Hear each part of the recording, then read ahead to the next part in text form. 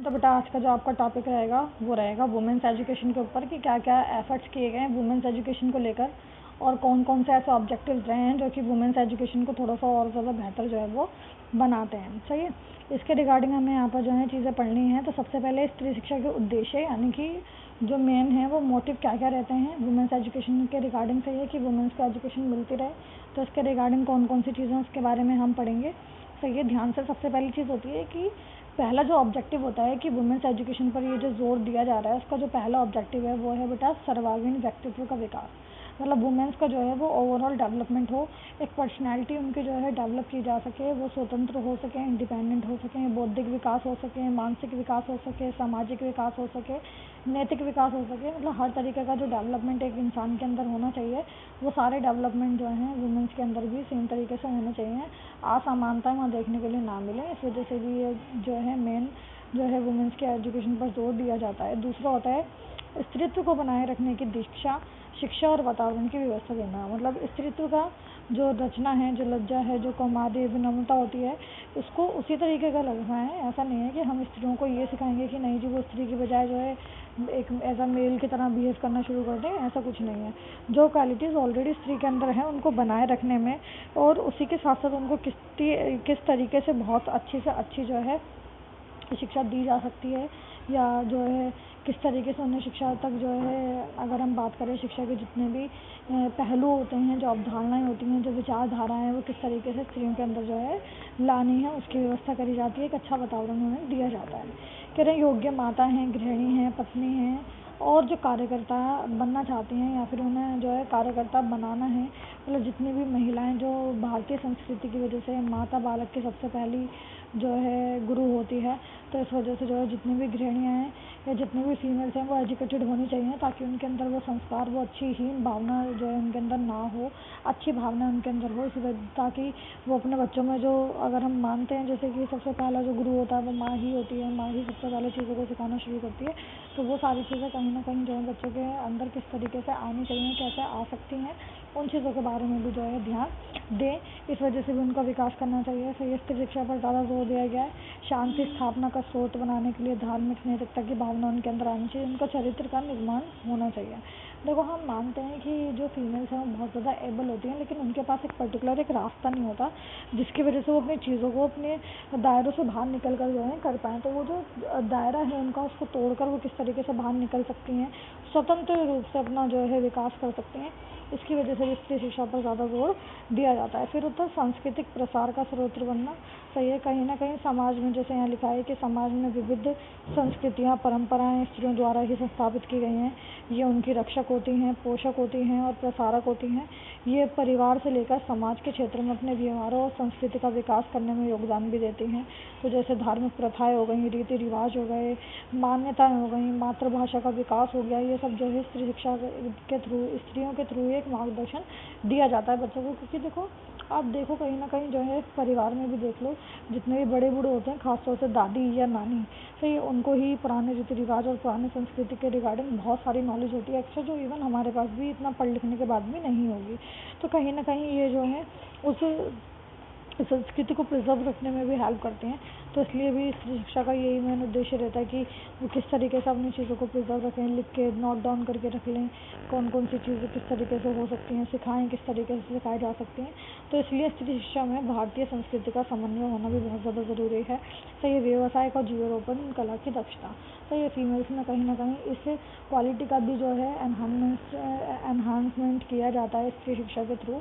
सही है, एजुकेशन के थ्रू, कि वो अपने जीवन को जीने के लिए इंडिपेंडेंट रहें, अपने हस्बैंड पर या अदर चीज़ों पर डिपेंड ना रहें। अगर कोई ऐसी सिचुएशन आती है बाय चांस जो उनकी ज़िंदगी में उनको जो फाइनेंशियली प्रॉब्लम हो सके, या कुछ ऐसी क्राइसिस जिसकी वजह से वो ठीक तरीके से ना जी पा रही हों, खाने पीने की परेशानी हो, तो ऐसे जो है ऐसे वक्त में वे अपना काम शुरू कर सकती हैं या अपनी जीविका को जो है अर्न कर सकती हैं। इसके लिए जो है सरकार द्वारा अलग अलग संस्थान बनाए गए हैं।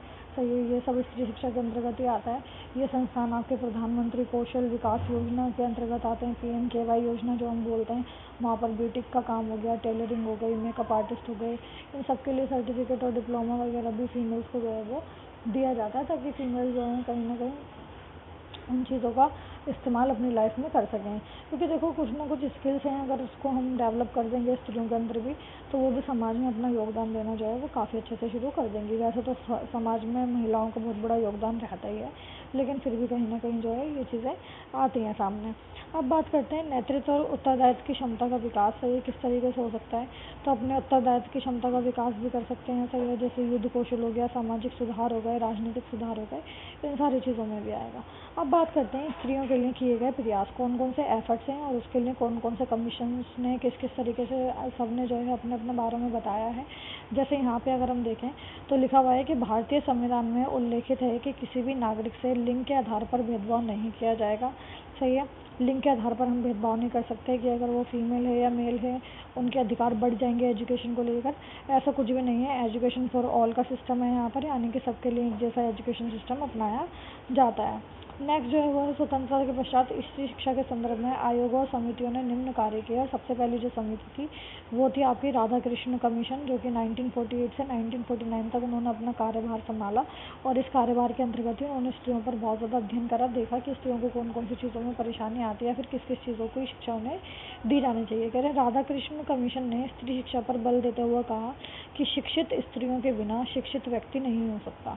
तो कॉमन सेंस की बात है, अगर स्त्री शिक्षित नहीं है तो कोई व्यक्ति भी शिक्षित नहीं हो सकता, क्योंकि एक माता ही अपने पुत्र को, अपनी बेटी को सबसे पहले सिखाती है। तो अगर स्त्री शिक्षित है तो अपने बच्चों में भी अच्छे संस्कार, अच्छी नैतिकता की भावना जो है बचपन से ही डालना शुरू कर देगी। अगर वो अशिक्षित है तो उसके बच्चों में भी शुरुआत से ही जो चीज़ें होनी है वो इतनी ध्यान से जो है नहीं नजर आएंगी। नेक्स्ट, इस आयोग ने स्त्री शिक्षा के विकास कार्य हेतु भी बहुत कुछ किया है। क्या क्या किया है उसके बारे में हम यहाँ पर देख लेते हैं। सही है, किस तरीके से उन्होंने जो है चीज़ें करनी शुरू करी हैं।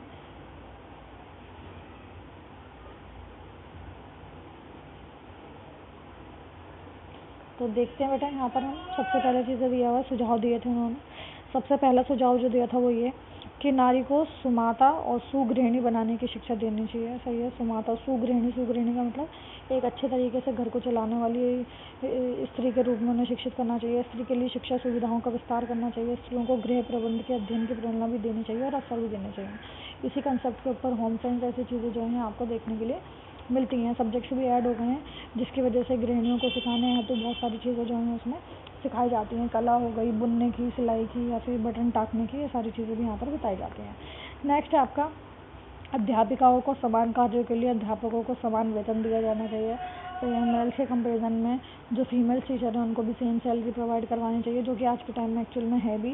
कह रहे हैं ऐसा पाठ्यक्रम बनाया जाए जो बालिकाओं को समाज में समान स्थान दिला सके, और करिकुलम भी चेंज होना चाहिए स्त्रियों के अकॉर्डिंग, कि इस तरीके का करिकुलम बनाओ कि समाज में उनकी स्थिति को जो है बेहतर कर सकें।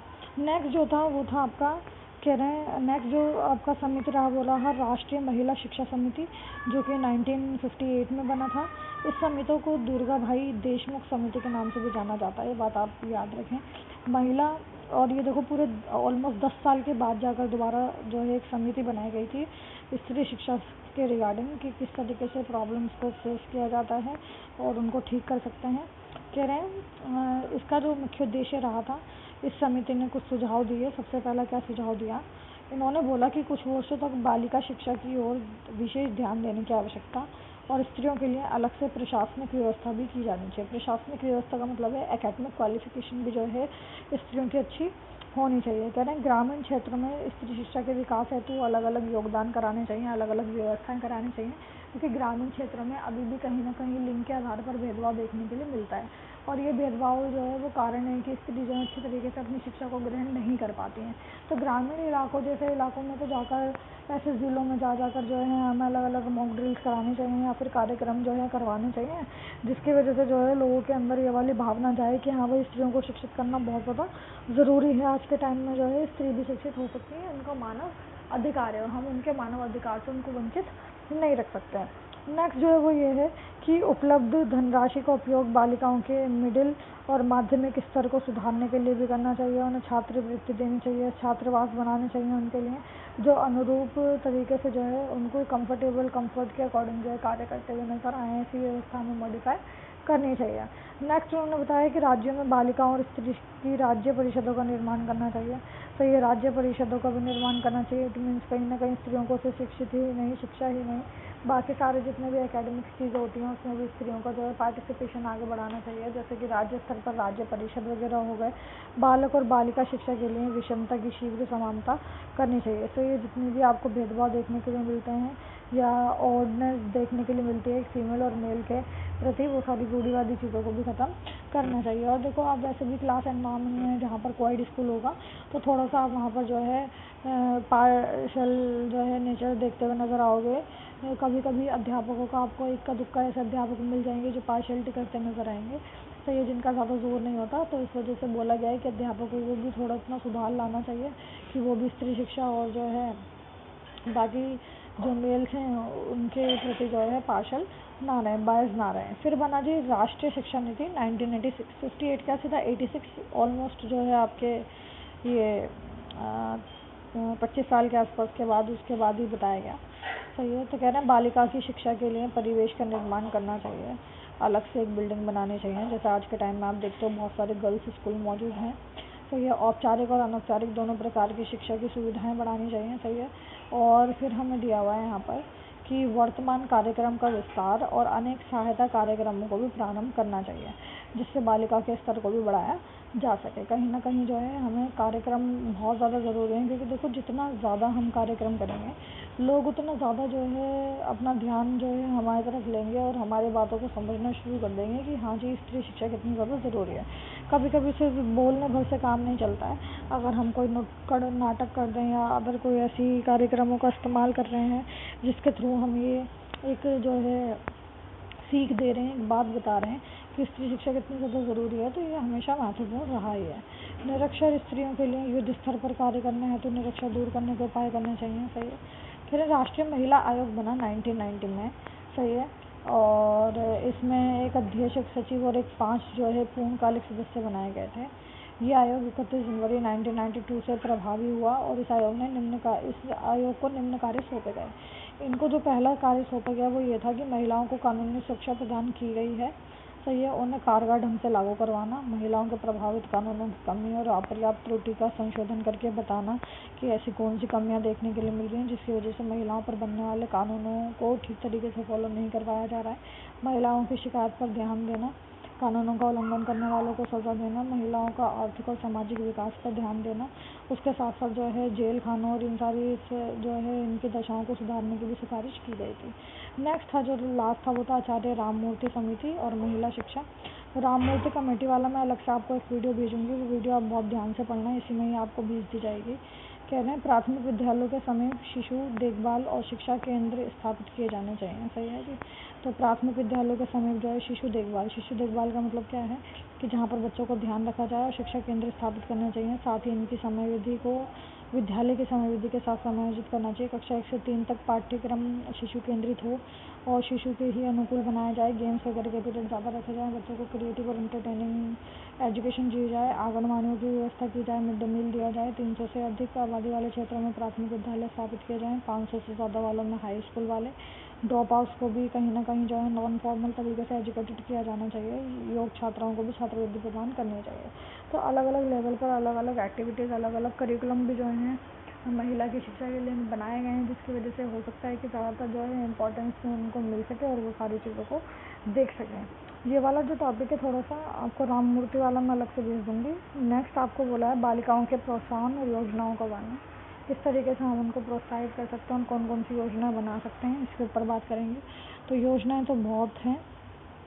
सबसे पहले तो पंडित जवाहरलाल नेहरू जी ने ही बोला था कि लड़के की शिक्षा जो है केवल एक ही व्यक्ति की शिक्षा है, लेकिन लड़की की शिक्षा पूरे परिवार की शिक्षा होती है, क्योंकि पूरे परिवार को कहीं ना कहीं वो जो फीमेल है वो सही है जो है फीमेल ही संभाल रही है, क्योंकि उसका जब बच्चा पैदा हो जाता है तो उसको भी समझाना, परिवार में भी संस्कृति का ध्यान रखना सही है। पूरे परिवार को संभालने का काम जो है एक फीमेल का ही होता है। तो एक फीमेल को अगर आप शिक्षित कर रहे हो तो कहीं ना कहीं पूरी एक फैमिली को शिक्षित कर रहे हो। तो ये पंडित जवाहरलाल नेहरू जी का मानना था। इसके बाद उन्होंने बोला बालिका शिक्षा के विस्तार हेतु सरकार द्वारा कुछ कदम उठाए गए हैं। जैसे सबसे पहला बालिकाओं के लिए बहुतकनीकी संस्थाएं स्थापित की गई हैं।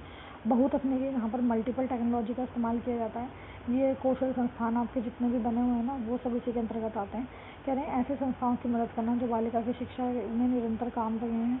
तो ये गवर्नमेंट के थ्रू ऐसी संस्थाओं को भी फंड मिलता है जो कि जो है फीमेल एजुकेशन पर ज़्यादा जोर देते हैं। सही है।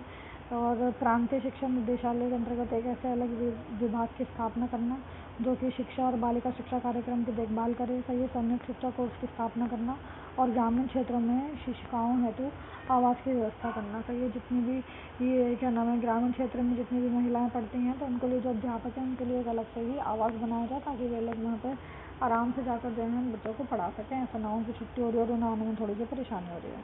कह रहे हैं बालिका शिक्षा के प्रति राष्ट्रीय स्त्री शिक्षा परिषद के भी सुझाव बनाए गए हैं। तो ये भी 19वीं सेंचुरी के बाद ही बनाया गया था। इसमें 27 सदस्य थे और एक अध्यक्ष थे, एक सचिव थे। सही है जी। एस एन मुखर्जी ने अपनी रचना में और कुछ अलग अलग तरह के कार्यों का वर्णन किया कि बालिकाओं की शिक्षा के संबंध में जनता को जागरूक करना बहुत ज़्यादा ज़रूरी है, क्योंकि जनता में आज भी कहीं ना कहीं वही रूढ़िवादी और घिसी पिटी सोच अभी भी चलती हुई आ रही है। तो सोच को किस तरीके से हटाया जाए, कौन कौन सी चीज़ें की जाए, इन पर जोर दिया जाता है। सही है। विद्यालय स्तर पर लड़कियों एवं प्रौढ़ से स्त्रियों की शिक्षा में से संबंधित कठिनाइयों पर किस तरीके से परामर्श दे सकते हैं, प्राप्त उपलब्धियों पर ज्ञान देना है और लैंगिक असमानता को तो बहुत अच्छी तरीके से हटा देना है।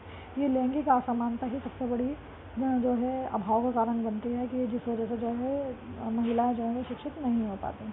तो ये आर्थिक प्रेरक हो सकते हैं, निःशुल्क शिक्षा दें, उपस्थिति छात्रवृत्ति देनी चाहिए, मुफ्त वर्दी और पुस्तक किताबें देनी चाहिए, दोपहर का भोजन देना चाहिए। सही है। आदि की शैक्षिक सुविधाएं देनी चाहिए, महिलाएं शिक्षिकाओं के अभाव को पूर्ण करना चाहिए। स्कूल में ऐसा नहीं है केवल मेल ही टीचर्स हैं, फीमेल टीचर्स भी वहाँ पर जो है वो होने चाहिए। इन बातों का भी जो है ध्यान रखना पड़ता है। और नेक्स्ट है वयस्क महिलाएं तो सामाजिक शिक्षा दें, आवश्यक अनुकूल पाठ्यक्रम देना चाहिए, प्रोत्साहन करना चाहिए, प्रशासन बहुत अच्छा होना चाहिए। तो ये कुछ ना कुछ चीज़ें हैं जो करनी चाहिए। तो हरियाणा वाला छोड़ देना, हरियाणा में क्या कार्यक्रम है। और इसके बाद आता है आपका कि प्रॉब्लम्स कौन कौन सी हैं प्राइमरी एजुकेशन के अंतर्गत, मतलब प्राथमिक शिक्षा के प्रसार की समस्याएं कौन कौन सी आती हैं, क्यों इतना ज़्यादा जो है लोग शुरुआत में अपने बच्चों को स्कूल भेजना पसंद नहीं करते। तो सबसे पहली चीज़ तो यही है कि जनसंख्या में बहुत ज़्यादा वृद्धि है। अब जनसंख्या इतनी ज़्यादा है तो स्कूल इतने सारे अभी नहीं है कि बच्चों को प्रवेश दिया जाए। सही है। कुछ लिमिटेड सीट्स वगैरह होती हैं जिसकी वजह से बच्चे कहीं ना कहीं रह जाते हैं सार्वभौमिकरण की प्रक्रिया में। सही है। वृद्धि नहीं हो पाती है तो बच्चों में तो वृद्धि हो रही है, तो इसी के जो है अनुरूप विद्यालयों की गिनती में भी जो है वृद्धि होनी चाहिए। दूसरा हो सकता है लोगों की निर्धनता, पैसा नहीं है, इस वजह से भी नहीं पढ़ा पाते, इस वजह से भी स्कूल्स नहीं भेज पाते। अभिभावकों का असहयोग, अभिभावक का मतलब यहाँ पेरेंट्स है, पेरेंट्स भी कभी कभी कोऑपरेट नहीं करते हैं और कहीं ना कहीं से इस तरीके से बोलते रहते हैं कि किस तरीके से कौन सी चीज़ें होंगी। कभी कभी उन्हें समझ नहीं आता कि शिक्षा के क्या मूल्य है, कौन सा मूल्य चुका कर जो है बच्चा शिक्षित हो रहा है या क्या है क्या नहीं है। तो कहीं ना कहीं जो अनपढ़ माँ बाप हैं आज भी वो अपने बच्चों को पढ़ा लिखा नहीं पढ़ाते और कुछ फाइनेंशियल कंडीशन ऐसी होती है कि माँ बाप बच्चों को स्कूल पढ़ने नहीं भेज पाते हैं। सही है। दूर स्थित आबादियों की समस्या, कभी कभी ऐसा हो सकता है स्कूल जाना है उसको कम से कम 8 किलोमीटर 20 किलोमीटर दूर स्कूल है। अब भाई इतना अगर किलोमीटर दूर स्कूल स्थापित है तो खुद सोचिए कि इतनी दूरी से किस तरीके से बच्चा जो है स्कूल पढ़ने के लिए आएगा।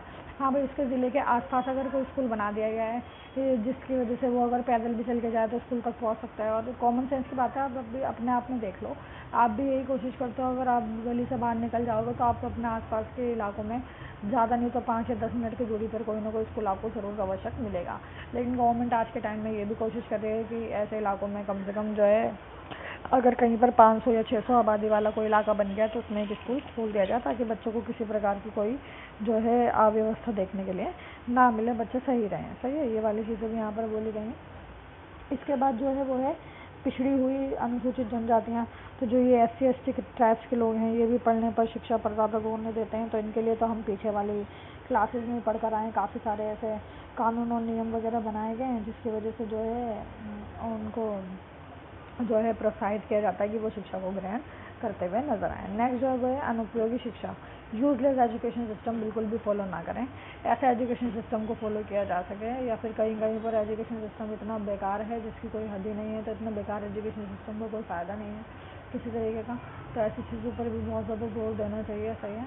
ये वाली चीज़ें भी बहुत ज़्यादा जो है वो बेकार हो जाती हैं। फिर होता है आपका दोषपूर्ण मूल्यांकन, कभी कभी इवैल्यूएशन सिस्टम बहुत अच्छा नहीं होता जिसकी वजह से प्राइमरी एजुकेशन का इतना प्रसार नहीं हो पाता, प्राथमिक शिक्षा के प्रसार में बहुत ज़्यादा समस्या आती है, एक्सपेंड नहीं हो पाता इतना ज़्यादा, बच्चों को चीज़ें हम सिखा नहीं पाते हैं, बच्चों को प्रॉब्लम होना शुरू हो जाती है। तो ये सारी चीज़ें हैं। फिर है अर्धभाव, अर्धभाव का मतलब होता है लैक ऑफ फाइनेंस। तो ये पैसा नहीं है। अब पैसा नहीं है तो कुछ भी नहीं है, बिना पैसे तो पढ़ाई हो ही नहीं सकती। वैसे चाहे गवर्नमेंट कितना ही कह दे कि हम पुस्तक और वर्दी वगैरह सब फ्री में दे रहे हैं, फ्री एजुकेशन सिस्टम हमने रखा हुआ है, लेकिन कहीं ना कहीं वो फ्री एजुकेशन सिस्टम भी किसी न किसी तरीके से जो है प्रॉब्लम क्रिएट करता हुआ नजर आता ही है, क्योंकि बहुत सारे ऐसे खर्चे हैं बच्चों के जो कि स्कूल को हट के होते हैं। तो ये प्रॉब्लम्स है, इसमें आपको देखो कम से कम 11 प्रॉब्लम्स दिए हुए हैं, तो इतनी प्रॉब्लम्स आप पढ़ लेना। सुझाव वगैरह सारी चीज़ें हम जो है सेम रहेंगी, वैसे इतनी ज़्यादा है नहीं, सेम ही रहता है।